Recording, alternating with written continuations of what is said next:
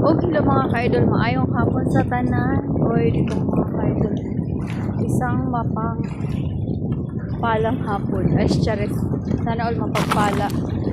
Ay, hindi pala mga ka-idol. Hello mga ka-idol, kumusta kayong lahat? Siyempre, medyo itim-itim na nga ako ngayon mga ka-idol dahil nakita nyo naman is nandito ako sa tabing dagat. So, medyo sabi ko pumaligo ng dagat mga ka-idol kaya sobrang itim ko. As in, hindi talaga as in. Maitim-itim, as in, maitim talaga. So, dito nga mga ka-idol, dito nga ako ngayon sa tabing dagat. Kung nakikita nyo. So, ayan ha. Sa kayong lahat. Pasensya na mga ka-idol dahil ngayon lang ako nakapag-update sa inyo. At syempre, hello po sa lahat ng aking mga subscribers dyan. Sana nandyan pa rin kayo. Sana o diba? So, iniwan na ako lahat pero sana kayo hindi mo ako iniwan.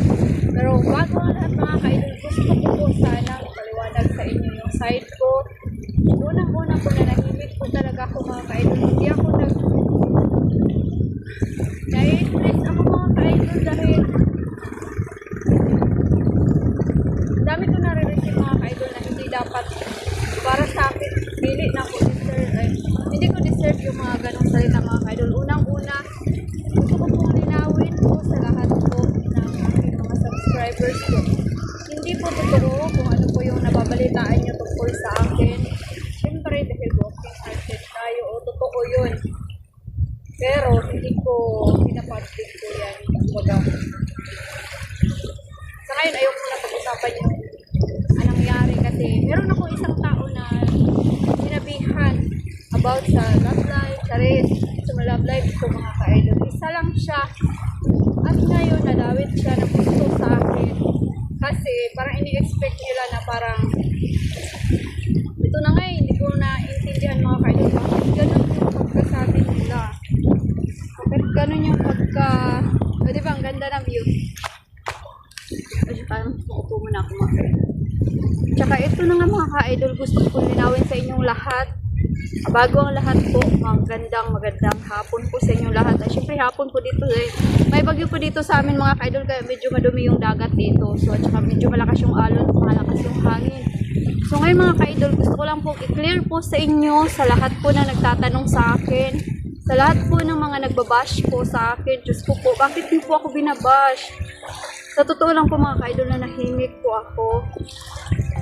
Nahimik po ako ng almost 6 months kasi 6 months na akong pinabayaan. Hindi naman ganun.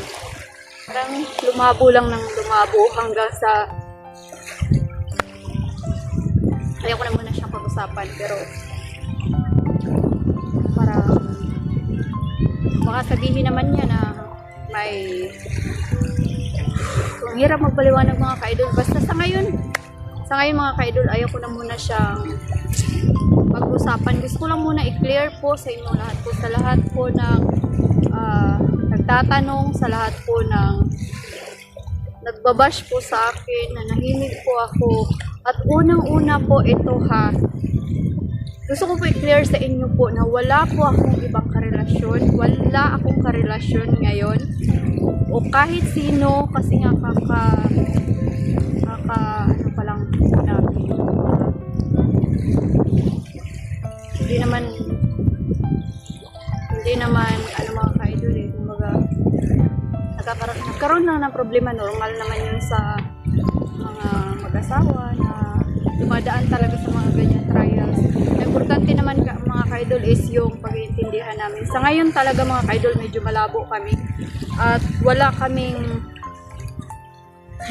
basta ganun.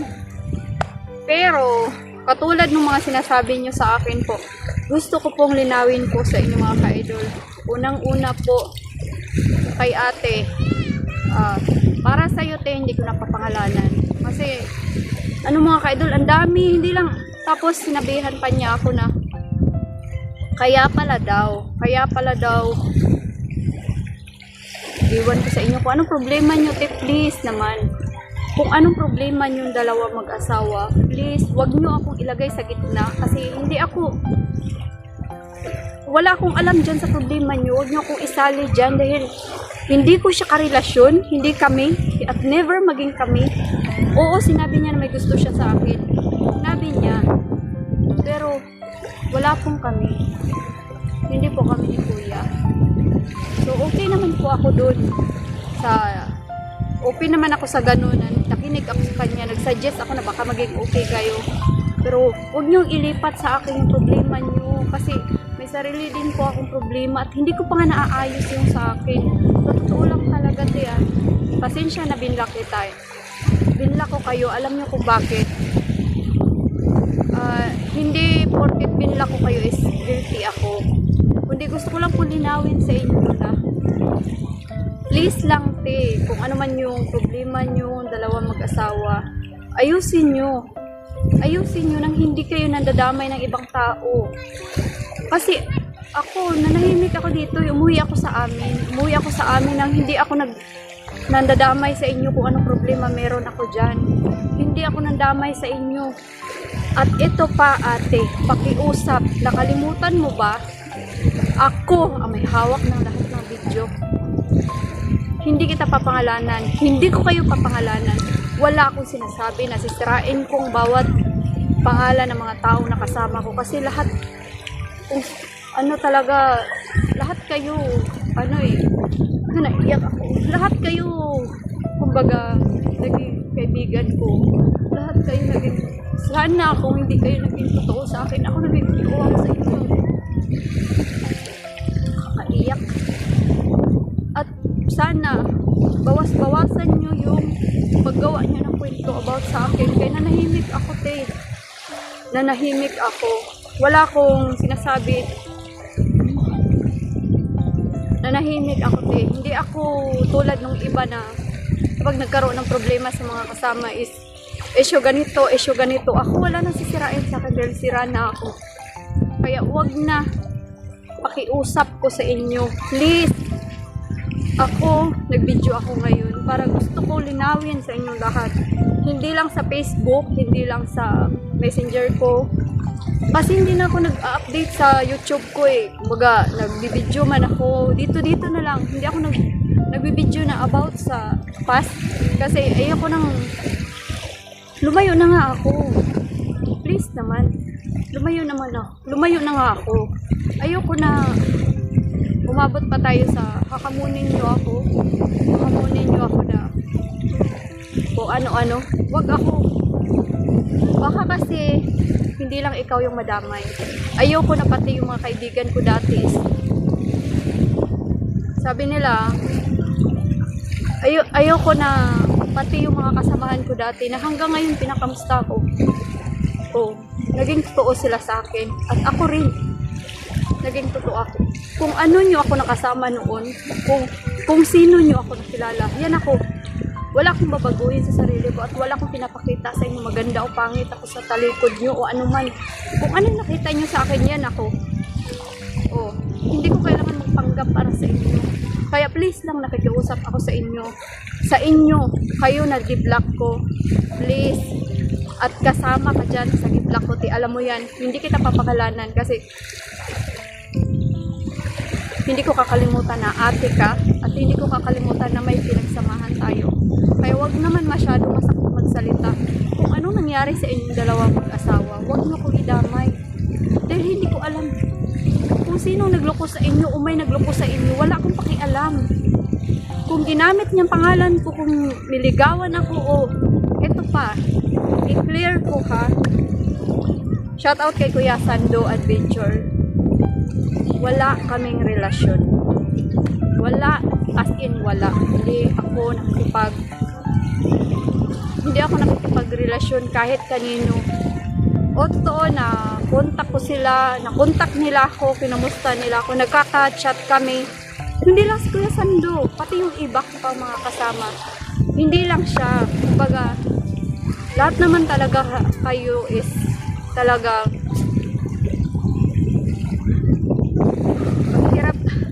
ang hirap talaga mga kaidol na.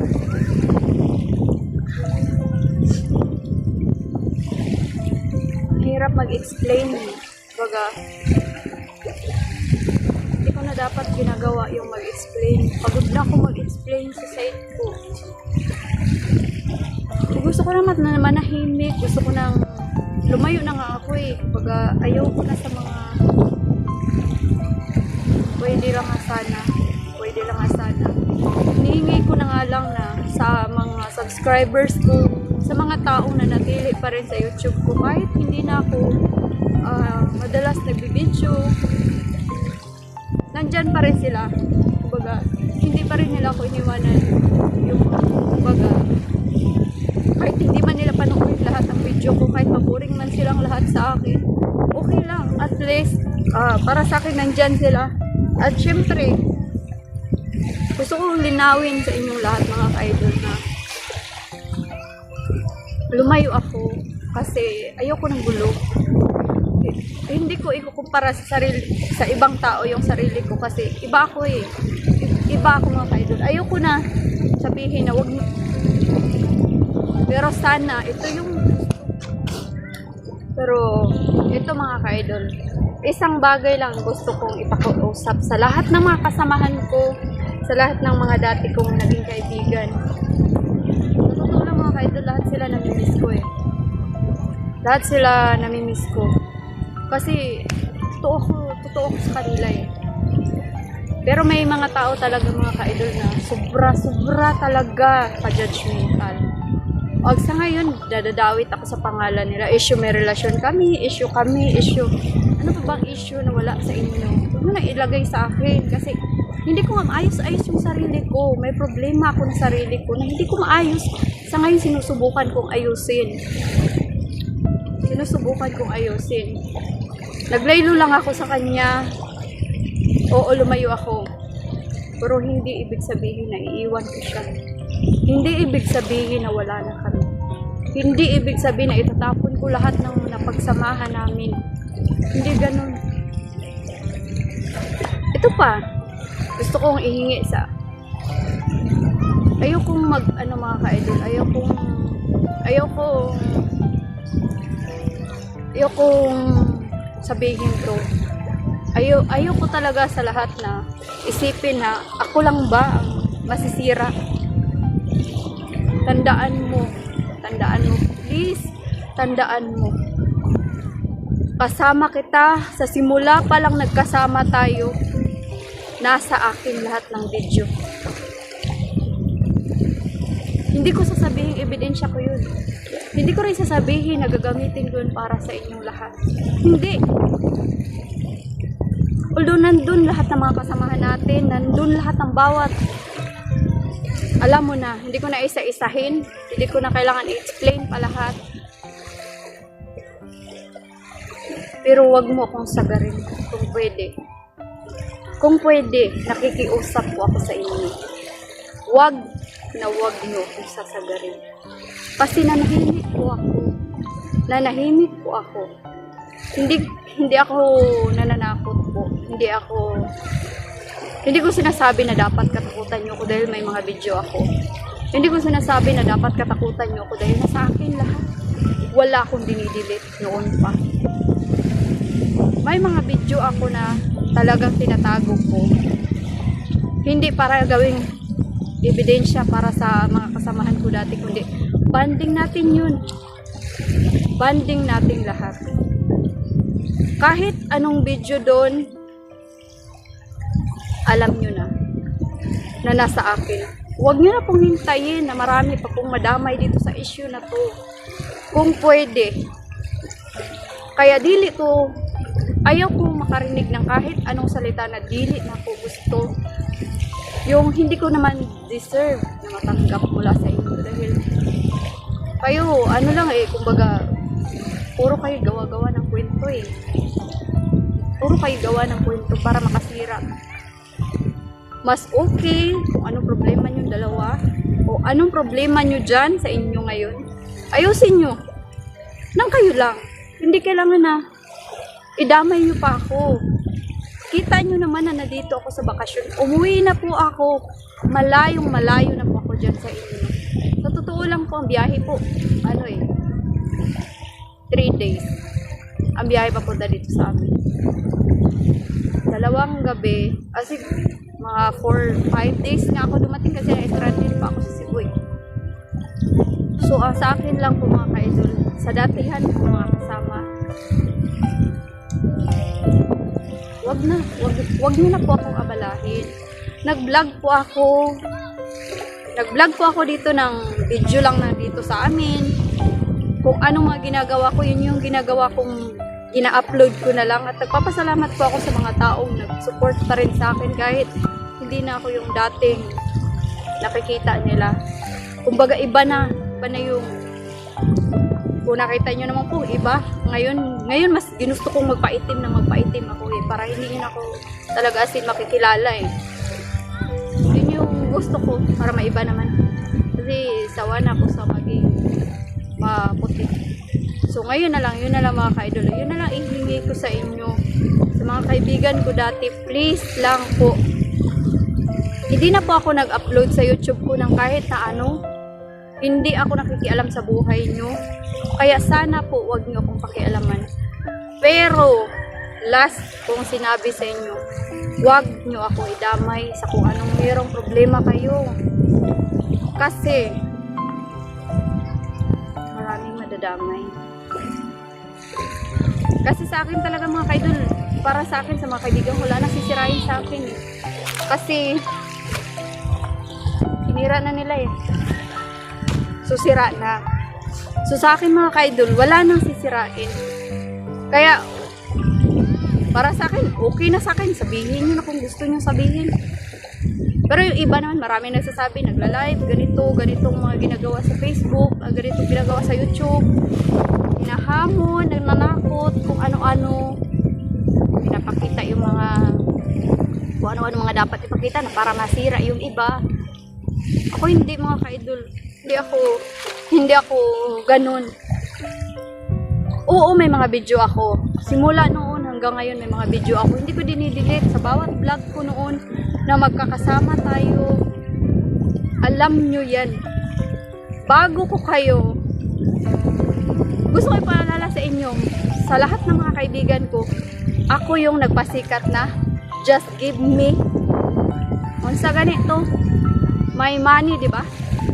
So, lahat ng just give me my money nasa akin. Tanan, nasa akin. Lahat ng mukha nyo, nasa akin. Yung nga lang, sa ganyan kasi mga ka-idol, ipapakita ko yung ibang mga mukha. Kapag hindi mo ko titigilan, i-upload ko rin. Katulad ng mga ginagawa ng iba.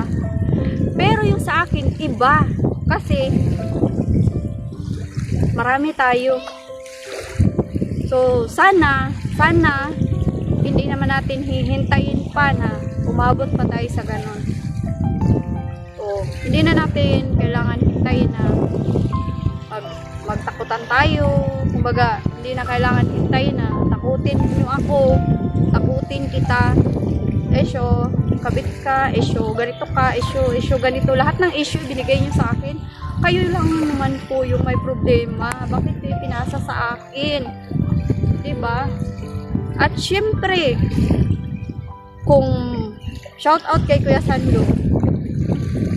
Kay Kuya Sando naman, hindi na yan bago sa akin kasi noon nag-vlog kami ni Kuya Sando, diba? Alam ng mga viewers na ganon. May gusto si Kuya Sando sa akin. O, ganon. Hindi naman yung big deal. O, tutuusin. Pero hindi pwede kasi magkaibigan kami. Iba yung magkaibigan sa magkaibigan. Hanggang kaibigan lang kami. Kaya ako siya tinawag na kuya. Diba? Tinuturing kong kuya lahat. Lahat pantay sila. Pero, kung ano man yung mga sinasabi ni Kuya Sando is malaya siyang sabihin kahit ano. Hindi ko siya pwedeng bawalan na, uy, hindi ko gusto yung mga sinasabi mo o ano man yung mga ano mo. Hindi. Pero hindi porket na hindi ako nag-react sa mga post niya, sa mga ano niya is kabit agad ako. O kami agad. Hindi ba pwedeng pwede naman i-share kahit kanino ang video ko. Kahit sino pwedeng mag-share. Kahit sino pwedeng mo post. Bakit siya lang ang napansin? Siya lang ba ang nag-share sa akin? Wala bang iba? Okay, may din mo ako. May din yung ako. Okay, sabay ganun. Pero hindi. Talaga mga ka-idol, gusto ko lang i-clear sa inyo na kung ano may mga balita sa akin mga ka-idol is wala po ako. Ngayon po wala ako sa Cebu. Oh, nakita nyo naman siguro na nasa tabing dagat ako. Hindi ako, wala ko sa SM, wala ko sa, tsaka nakita nyo naman siguro mga ka-idol na sobrang puti ko ngayon. O diba? Malayong malayo sa kulay ko noon. Kasi dati, ano ako eh, sobrang puti ko, sobrang ganda ko. Charis! Yun lang masasabi ko mga ka-idol. Please lang sa lahat po ng nakapalo po sa aking YouTube channel. Maraming salamat po sa inyo sa panatili nyo po sa akin. At kahit po wala na ako sa explore po mga ka-idol is mananatili akong warrior. So mananatili akong warrior mga ka-idol. At hanggang dito na lang muna ang aking video mga ka-idol. At abangan nyo po ang mga susunod ko pong video dahil hindi na tayo sa bundok ngayon. Sa dagat naman tayo mag-i-explore. At syempre, dahil bago nga ako dito at ipapakita ko sa inyo kung saan-saan nga ba ako makakarating. Syempre, sinashoutout ko ang aking mga kaibigan dyan. Syempre, sa lahat dyan sa Mindanao, lahat kayo namimiss ko. Lahat kayo namimiss ko at mag-iingat kayo palagi sa lahat ng bawat explore nyo. Sa lahat ng Team Warrior, mag-iingat kayo palagi. Syempre, ang pinaka-namimiss ko talaga is close ko naman talaga si Kuya Alpha. Siyempre si Kuya Alpha at sila Kuya SG, sa lahat. Siyempre si Kuya Dax. Siyempre mag-iingat kayong lahat mga tol at siyempre sana dumating pa rin yung time na makakabalik ako dyan. Parang soon. Kung makaipon ako ng pamasahe, uuwi ako or accept na lang kung kukunin niya ako dito Charis. Pero syempre mga ka-idol, seryoso na to. Sa lahat po ng mga warrior, mag-iingat po kayo palagi dyan. At namimiss ko kayo lahat, syempre ang aking mga kaibigan. Sana naalala pa nila ako. Sa ganitong part na daw. Yung, sana hindi sila isa sa mga i-judge ko. Kasi, sobrang idol yung nare-receive ko sa messenger. Wala akong hindi ko gusto kasi hindi ako nagigilty kasi totoo yung iba guilty yan nag-explain, guilty yan kasi pinaliwanag yung sarili, guilty yan kasi ganito, hindi man ganun mga ka-idol. Kumbaga nagpaliwanag ako para malinawan ang lahat na kung ano man yung mga narinig nyo. Hindi ko alam yun. Kaya sana po